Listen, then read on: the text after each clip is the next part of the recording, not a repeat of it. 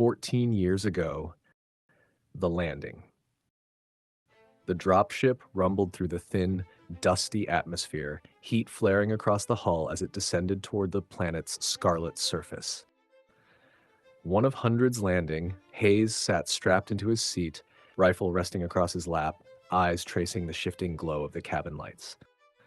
Around him, soldiers sat in tense silence, every twitch of movement magnified by the vibration of the hull. "Lieutenant Hayes!" Captain Drenner's sharp voice cut through the low rumble of the engines.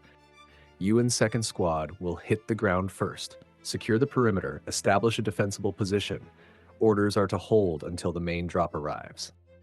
"Yes, Captain," Hayes barked, gripping his rifle tighter. He was just a cog in the wheel, following orders, just doing the job.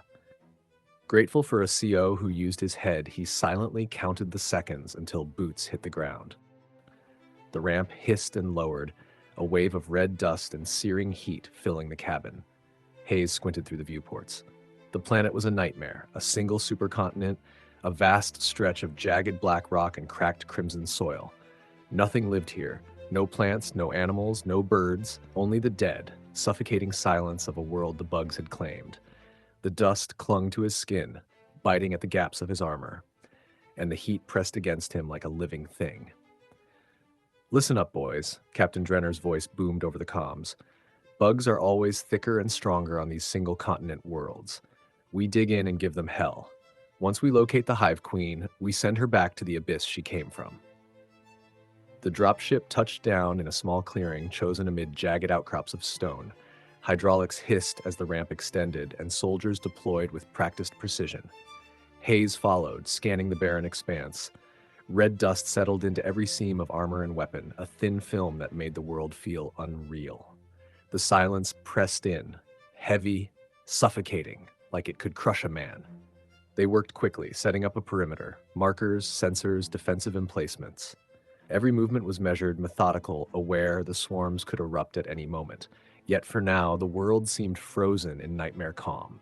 Deceptive, suffocating. Hayes fell into step with his squad, doing what they did best. The dead planet, the endless red soil, the unbroken expanse of jagged rock, all of it pressed against him, silent and merciless. Focused only on the task at hand, he prepared for what he knew would come. Dig in, hold the line, survive the storm. Aboard the Resolute. The bridge of the Resolute was a cathedral of war. Steel walls hummed with power, crewmen moved with sharp precision, and the air carried the constant tension of a people born into conflict. Captain Valen stood at the forward console, hands clasped behind his back, eyes fixed on the holotank that flickered with thousands of green indicators, dropships scattered across the crimson world below. For humanity, war was no longer an interruption of peace. It was the constant beat of their existence. The great nations of Earth had once dreamed of expansion, of trade and exploration.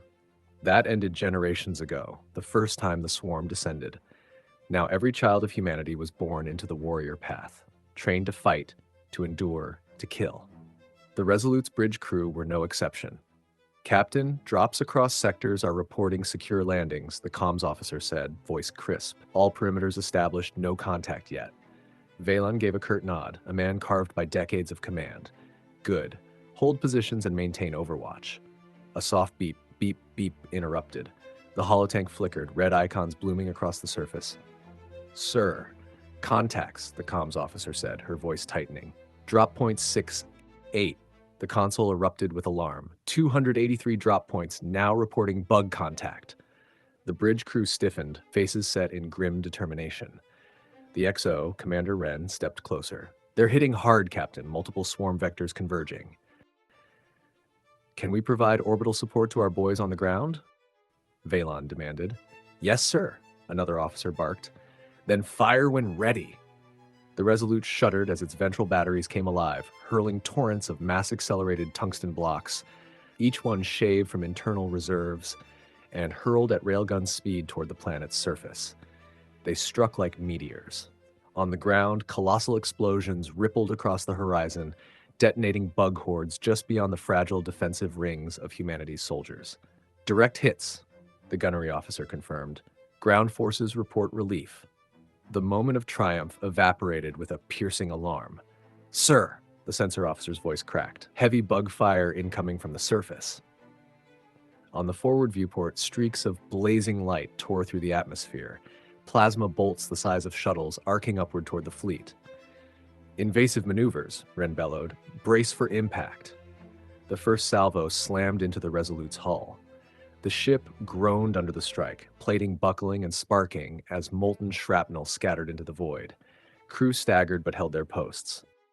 On the planet below, the nightmare unfolded in full. Dozens of plasma bugs rose out of vast craters, grotesque forms glowing with the energy of their bombardment. Between them, the Earth itself split open, and 6 towering behemoths clawed free. Transport bugs, their bloated bodies rising on pillars of flesh and chitin, launching themselves skyward. Their carapaces split open, spilling forth swarms of wings and mandibles. Millions of soldiers carried within their cavernous interiors. "Captain!" the sensor officer shouted. 6 transport bug contacts emerging from the surface. They're headed for orbit. A slow, vicious smile crept across Valen's scarred face. "Good. At least we caught them before they left the system." Boom. Another plasma strike hammered the ship, shaking the bridge. Consoles sparked. "Damage report," Valen roared. "Damage to portside plating." Wren shot back. Valen gripped the console, his voice steady amid the chaos. "Hold the line. This is what we were born for." The void between the stars erupted in fire. Human warships, steel leviathans scarred by centuries of endless conflict, turned their fury on the swarms rising from the planet. The Resolute's batteries roared, joined by the fleet in a synchronized storm. Railguns spat tungsten meteors, missile pods screamed, and lances of plasma tore down from orbit in sheets of incandescent light. 3 of the massive transport bugs never made it past the cloud layer. They broke apart under the onslaught, carapaces cracking open as molten fire and shredded biomass rained back into the atmosphere. The human ships did not stop firing. They hammered the wreckage even as it fell, pounding until the craters below glowed white-hot. Millions of unborn horrors boiled away before they could ever touch soil. But not all were so easily destroyed. Half a dozen more transport bugs clawed their way upward, carapaces glowing as they pushed against gravity, wings of raw bioenergy dragging them skyward. Plasma bugs answered from the surface, vomiting colossal bolts through the atmosphere. Brilliant spears of green-white fire streaked toward the fleet. "Evasive maneuvers. Brace for impact," the XO barked. The Resolute shuddered as one of the bolts slammed into her flank, armor plating buckling and venting flame into the void. Warning klaxons howled, the deck rattling beneath the crew's boots. Yet the gunners held their fire, pouring tungsten death into the enemy with grim precision. "3 transports destroyed, sir," Com shouted. 2 more breaking apart." But a fresh alarm shrieked across the bridge. "Contact! 1 transport has breached the atmosphere." On the forward display, a shadow vast as a mountain breached the cloud cover, carapace shedding vapor as it dragged itself into space. For a moment, it hung there, massive and hideous, silhouetted against the curve of the planet. Then the thing split open along its seams. Torrents of soldier bugs poured out like a river of black fire, swarming toward the human fleet with alien purpose. "Merciful heavens," the XO muttered, his voice tight. "They're boarding us." Hazes' detachment had just about finished the perimeter when the ground shook. 2 kilometers out, the earth split open. Bugs burst from the ruptured soil in a tide of chitin and shrieking mandibles, charging with inhuman speed straight toward the human position. "Close up those breaches now," Captain Drenner bellowed, voice carried over comms. Manned turrets swiveled to life. Autoguns spat streams of fire, and the heavy barricade cannons thundered. Lines of tracer fire lit the night, ripping into the first wave. Tanks and armored carriers joined in, their rail barrels slamming holes through the endless mass. The front ranks of the swarm died in heaps, but more poured over the bodies without pause. Sensors flared with fresh contacts. In the distance, vast turret bugs erupted from a crater, their monstrous throats glowing as they prepared to hurl death skyward. Behind them, shapes even larger tore free of the earth. Transport bugs, massive as cities, their armored shells groaning as they dragged themselves into the light. A low curse slipped across the channel. Everyone knew what that meant. Transports meant queens. A hive big enough to spawn one was a hive built to spread. "Shut that breach! Shut it now!" Captain Drenner barked again, but the swarm was already too close. Concentrated fire mowed them down by the thousands, orbital strikes lashing just beyond the perimeter in gouts of flame and dust. Yet hundreds still reached the human line. Nearly 50 of them found the gap. They barreled through the incomplete barricade before the last plates slammed down, forcing their way into the base. Then the real carnage began. The barricades and vehicles continued to rake the horde outside, but inside the perimeter, it was man against monster. The bugs tore through soldiers at terrifying speed. Men were ripped in half, their screams drowned by the clash of gunfire and the shriek of chitin. Even the towering exosuits, armored elite, humanity's finest, were smashed aside like toys when the bugs closed in. Hayes ducked behind a half-shattered wall, rifle spitting bursts into a creature that had just gutted one of his men. Rounds sparked and skipped across armor until he found a seam at the joint. The bug shrieked, staggered, and collapsed in a spray of ichor. Not far away, Captain Drenner was holding the line, his exoframe's autocannons thundering into another brute. He didn't see the second one until it was too late. The bug lunged, claws like cleavers, and tore him out of the suit. Metal screamed, flesh followed. Captain Drenner's body was ripped apart in a spray of blood and shattered armor, pieces tossed aside like refuse. By the time the barricade fully sealed, the last of the intruders were gunned down in a storm of fire. The base stank of blood, ichor, and burning metal. Soldiers dragged their wounded back, the ground littered with the broken dead. Hayes stood amid it all, chest heaving, ears ringing. Captain Drenner's mangled remains lay twisted not far from him. Slowly, the realization settled in, heavier than his rifle. He was in charge now. The bridge of the Resolute shook under another blast, alarms wailing through the corridors. Plasma fire streaked past the viewports like falling stars, the ship's counter batteries roaring in reply. "Report," Captain Varric snapped, gripping the arm of his chair as another tremor rattled through the deck. 3 transport bugs destroyed, sir, 2 more crippled planetside. The tactical display flickered, highlighting the massive bioform clawing free of the atmosphere. Its swollen abdomen split open, venting clouds of vapor, and then, like a grotesque swarm of spores, thousands of smaller shapes erupted into the void. "Boarders," the XO shouted. "Launching toward our formation. Direct intercept vector. Point defense. Light 'em up." Varric barked. The Resolute's hull came alive. Autocannons, laser clusters, and interceptor missiles spat fire into the swarm, tearing hundreds of shapes apart before they reached striking distance. But hundreds more survived, thick-shelled drop organisms slamming into the ship's outer plating. The impacts rang like thunder through the superstructure. "Sir," hull breach warnings across decks 12 through 15. Engineering called out. Multiple organisms attached, drilling through armor. On the tactical map, flashing red lights spread like a disease. "Containment teams to all breach zones," the XO bellowed into the ship-wide channel. "XO squads, move to intercept. Nothing gets past them." A screeching vibration cut through the ship as the first of the creatures tore through the bulkhead. Metal groaned, ruptured, and split apart, followed by an eruption of claws and mandibles as boarding bugs poured inside. Down the corridors of Deck 12, lights flickered. Marines in hardened suits took up firing lines as the walls shuddered. "Here they come!" someone shouted. The plating exploded inward, a flood of armored beasts crashing into the corridor. Gunfire lit the darkness as kinetic rounds ripped through chitin and flesh.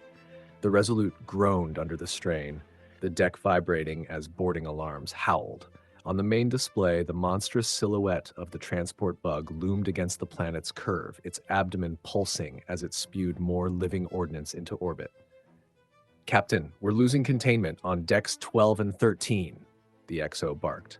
Varric's jaw clenched. "Forget the boarders for now. Target that transport. Helm, keep us steady. Gunnery, concentrate all ventral batteries and dorsal turrets on that bastard. It does not leave this system, understood." "Aye, sir." The ship shuddered again as rail batteries spun up, hurling tungsten slugs into the void. On screen, incandescent streaks ripped into the transport bug's hide, tearing gory caverns into its flesh. It shrieked silently, twisting in orbit, but still it lived. Sir, the comms officer cried out, voice cracking. Another transport has breached the atmosphere. Second contact entering orbit now. Damn it! Varric slammed a fist against his armrest. I want those bugs dead before they spread. All ships, shift fire. Prioritize transports over everything else. Acknowledged, Captain. The tactical screen filled with red swarm contacts multiplying like wildfire. How long until reinforcements arrive? Varric demanded. The XO checked his readouts. 21 minutes, sir. Then we hold until then, Varric growled, even if it kills us. The barricades still smoked from the last wave, bodies, human and alien, strewn in heaps where the guns had cut them down. Hayes stood with his armor caked in dust and ichor, his visor cracked down one side. The survivors dragged the wounded back behind cover, resetting turrets, reloading belts, clearing jammed barrels. The XO's shattered frame still lay where the bug had torn him apart. No one spoke of it. They didn't need to. Every man and woman on the line knew the truth. Hayes was in command now. He lifted his rifle, peering past the barricade. 2 kilometers out, the craters boiled with movement. Burrowers chewed at the red soil, belching up fresh hordes, while the towering silhouettes of transport bugs hunched at the rim, their swollen abdomens twitching like festering boils. From the center, where the earth had collapsed into a gaping scar, the ground itself seemed alive with tunnels spiraling downward. That's a hive, Hayes muttered. His throat felt like sandpaper. And where there's a hive this size? A private glanced at him, wide-eyed, finishing the thought. There's a breeder queen. Hayes switched to the command channel. His voice came out raw but steady. Listen up. We're not here to hold dirt. We're here to burn this infestation out at the root. Those craters, that's our target. That's where the breeder's nesting. We punch through, we plant a warhead in her ugly face, and we level her brood before it spreads. Sir, one of the engineers cut in, hefting a reinforced pack, we've got the Trinity warhead prepped and ready. 2-stage antimatter core wrapped in graviton compression shells. Blast yields off the charts. We set it in her chamber. Nothing walks away, not her, not her spawn, not even the stone around her. A grim chuckle rippled through the squad. Soldiers needed dark humor like oxygen. Good, Hayes said, slamming a fresh tungsten rod mag into his rifle. Then, that's our play. Tanks on point, infantry with me, turrets keep the perimeter locked. We fight our way to those tunnels, we drop the Trinity, and we finish this. He turned back toward the boiling horizon of chitin and mandibles, his gut twisting. He'd lost count of how many deployments he'd been through, how many times he'd stared down this nightmare. But one thing never changed. When the queen died, the hive withered. And this hive was about to choke on fire. The bridge of the Resolute shook under another impact, the deck lights flickering as damage reports streamed across every console. Crewmen barked out readouts over the chaos, the stench of ozone sharp in the air from overloaded circuits. Captain, the comms officer shouted, tearing off his headset for a moment. We've just received word from the surface. Lieutenant Hayes' detachment has identified what may be a breeder hive. He reports they're moving in to neutralize it. Varric leaned forward on the command rail, eyes narrowing. Hayes, he's green. He's the closest unit, sir, the XO said grimly, and he's the only one with the men and firepower in position. If we don't find and stop that breeder queen, we'll be fighting here for weeks. The captain's jaw clenched as another violent tremor rocked the ship. Then the weight of our survival sits on a lieutenant's shoulders. Sir, shall I inform Fleet Command? Varric shook his head. Not yet. They already know we're knee-deep in hell. What they need is results. He jabbed a finger at the tactical display where crimson icons representing the transport bugs crawled toward orbit. Hayes buys us time by killing that queen, and we buy him time by keeping those bastards off his back. Focus fire on the transports. If one of them makes the jump to hyperspace with a brood queen inside... His voice trailed off. The implication didn't need to be spoken. Comms, Varric barked. Send to Hayes. The line holds with you. Find the breeder. End it. The XO gave him a sidelong glance. That's one hell of an order to drop on a lieutenant. Varric's lips curled into a thin, tired grin. War doesn't care about rank. If he can't do it, no one can. The Resolute's corridors glowed red with emergency lights, slick with blood. Screams of dying men echoed through steel passageways as squads of Marines fought a desperate retreat. Chitin scraped metal, plasma bolts cut through bulkheads, and rifle fire flashed like lightning in the dark. "Hold the line. Don't let them push past," a sergeant bellowed. Then a clawed monstrosity tore him from the deck, his torso shredded in a spray of gore. The bugs swarmed forward with singular purpose toward the heart of the ship, the Resolute's reactor. Grenades blasted holes in their ranks. Auto turrets spat streams of slugs, but still they came, skittering over walls, ceilings, even through torn ventilation shafts. Marines were dragged screaming into the tide, their rifles firing until they vanished beneath claws and mandibles. "Command! They're pushing us back to the core. We can't." Static drowned the Marine's voice as the bridge rocked with another violent impact. Far above, the Goliath thundered into range, her profile dwarfing even the burning hulk of the Resolute. On her bridge, Captain Elisa Vance, young but fire already in her eyes, leaned forward in her chair. "Open a channel. Channel open, Captain." Her voice rang clear through the void. "Resolute, this is the Goliath. We will be in firing range in 30 seconds. Help is on the way." A ragged voice answered, full of static and desperation. "Goliath, boy, are we happy to see." The transmission cut. Outside the viewport, the Resolute split apart as its reactor went critical. The explosion tore through her armored hull in a blinding fireball, ripping steel to atoms and vaporizing everything within. The shockwave slammed into the nearest transport bug, shredding it into burning husks of meat and ichor. The bridge of the Goliath fell into stunned silence, the image of the Resolute's final act filling the tactical screens. Vance straightened slowly, jaw set like iron. "They didn't die for nothing." She turned sharply toward her comms officer. "Open to the fleet." A chime. "Channel open, ma'am." "This is Captain Vance of the Goliath. The Resolute has fallen. As soon as we are in range of that last transport bug, I want every rail, every missile, every damn round of tungsten we have fired at once. That beast dies here." Around her, the crew found their resolve. Grief hardened into fury. "Target locked, Captain," the XO said. Vance's eyes burned on the tactical display. "Then let's finish what the Resolute started." The tunnels reeked of rot and acid. Lieutenant Hazes' squad pushed deeper, rifles barking short, disciplined bursts. Each advancing wave of bugs was torn apart by mass driver slugs and shredder fire, bodies littering the resin-choked ground. The acrid stench of burnt resin and ozone clawed at their nostrils as the ground shook beneath the inferno of battle. Then the cavern opened wide. The Queen loomed like a grotesque fortress, her swollen abdomen anchored to the walls by living resin. Egg sacs pulsed in rows behind her as drones scurried in endless service. When she screamed, the sound rattled armor and teeth alike. "Target acquired, sir," a Marine reported, already setting up a firing lane. "Good," Hayes growled. "Get the package planted. We're not staying to admire her." The squad's ordnance specialist jammed the Trinity warhead into the floor, its stabilizing struts locking in with a heavy clunk.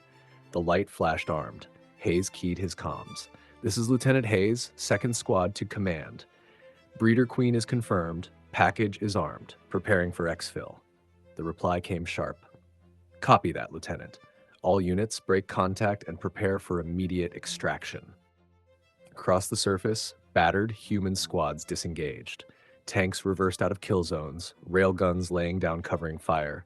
Infantry fell back by sections, autocannons mowing down the charging masses. Dropships screamed through clouds of smoke and tracer fire, lowering ramps and cables as soldiers scrambled aboard. Bug swarms poured from the ground in a frenzy, but every squad got at least one final fire mission from orbit. Ships above lanced the battlefield with coordinated bombardments, carving trenches through the hordes to buy the retreating units seconds of life. It was brutal, but enough. One by one, the battered human formations lifted skyward, leaving burning craters and mountains of chitin in their wake. On the bridge of the Goliath, Captain Elisa Vance stood stiff-backed as reports streamed in. "All ground units accounted for, ma'am. Exfiltration complete. No stragglers." Vance nodded once, eyes narrowing on the tactical holomap. The towering carcasses of the transport bugs still smoldered where they'd crashed. If the Queens inside were alive, they wouldn't be for long. "Then we don't wait." Her voice was cold steel. "Prep strike package. I want those husks erased from existence." "Yes, Captain. Arming nukes." Minutes later, the first warhead streaked down through the clouds, followed by a dozen more. On the surface, the impact sites blossomed into suns. The nuclear detonations tore through the broken transport husks, boiling rock into glass and shattering kilometers of terrain. Shockwaves rolled across the battlefield, vaporizing anything that still crawled. The explosions burned so bright that even from orbit, the crews had to avert their eyes. "Ma'am," the sensor officer said quietly, "scans confirm nothing left. Every Queen's signature is gone." Vance let out a breath she hadn't realized she was holding. "Then mark it in the log," she said, tone steady. "Operation complete. The hive is dead." The chamber was dim, its walls slick with condensation. Thick vines, swollen with moisture, crawled from floor to vaulted ceiling like the veins of some massive organism. Patches of them glowed pale white, casting the room in ghostly light. Archlord Rhysand stood at the center, cloaked in heavy silks, eyes fixed on the shifting star chart projected before him. Long-range sweeps had uncovered a single continent world, adrift at the edge of mapped space. Where there was a single continent, there was often life. And where there was life, there was conquest. His Vadran overlords demanded fresh stock, new DNA to graft, splice, and twist into their ever-expanding genetic crucible. Rhysand had been sent to the fringes to find it. The Carnathi warship slipped into the system, its hull bristling with sensor veins. Immediately, the augurs howled with strange returns. "Atmospheric analysis complete," one of the sensor priests intoned, voice strained. "The planet below is scarred, my lord. Catastrophically scarred." Rhysand narrowed his gaze. "Explain." The display shifted, rendering the surface in vivid detail. The world below was in ruin. Thick dust storms swept across the continent, smothering everything in a churning haze. Gigantic storm cells raged endlessly, their winds strong enough to shear stone. Jagged forks of lightning clawed across the land, striking again and again, as if the sky itself sought to annihilate what remained. From orbit, entire swaths of land were blackened glass, fused into molten scars that still shimmered with faint heat signatures. The seas boiled beneath the choking veil of ash. A heavy silence fell over the bridge. Rhysand's brows drew together in rare unease. What has happened to this world? Our long range did not report such deviation. "My lord," another officer replied softly, "the readings are impossible. Radiation levels are unstable. Atmospheric particulates are heavier than any storm we have measured. This is not natural." "Then it was done," Rhysand muttered, voice low with awe. "Someone did this." Suddenly, the console gave a shrill tone. "Beep! Beep! Orbital anomaly detected," the sensor priest cried. "Organic matter, drifting. Multiple signatures." Rhysand's hand snapped out. "Show me." The vines above seemed to part as a holographic screen bloomed into the air. The Carnathi bridge crew leaned in. Floating across the void, tumbling endlessly in orbit, were corpses. Fragments, carapaces the size of tanks, severed mandibles, chitinous legs bent at impossible angles. Some of the bodies were more intact, hulking creatures whose shattered shells still radiated menace, even in death. Jagged claws were sharp enough to split armor. Eyeless sockets seemed to glare in defiance. The bridge crew recoiled. A few whispered prayers, unsettled by the grotesque parade. Archlord Rhysand, however, did not flinch. Slowly, his thin lips peeled back into a crooked, predatory smile. His eyes gleamed in the pale light of the chamber. "Yes," he whispered. These will do nicely."